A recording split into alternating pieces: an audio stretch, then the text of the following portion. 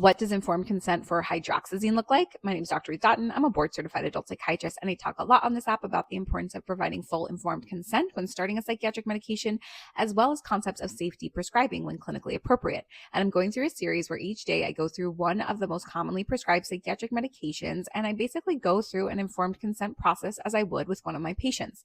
So today we're going to be talking about hydroxyzine. Brand names for hydroxyzine can include Atarax and Vistaril.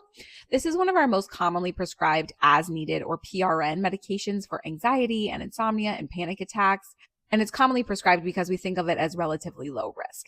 I will say that for some patients, this is a really effective as needed medication. For others, they can't tolerate it because it makes them feel too drowsy. And for others, it feels like a sugar pill. So hydroxyzine is an antihistamine, just like Benadryl. And so a lot of its side effects are going to be related to its antihistamine effect.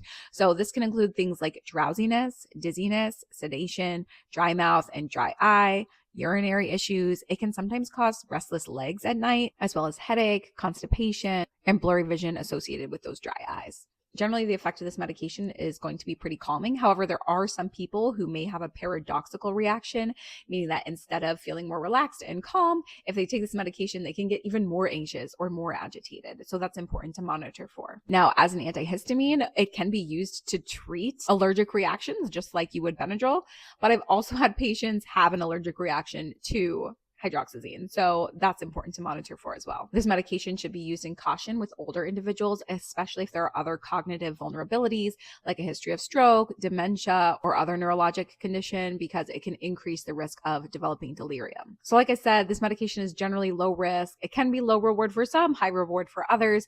So after we've gone through all of this, of course, I would answer any questions that they might have, and then we talk about whether the benefits of taking this medication outweigh the risk for them. But if you've had other experiences with hydroxyzine or adverse effects or anything, I'd love to hear about it in the comments below.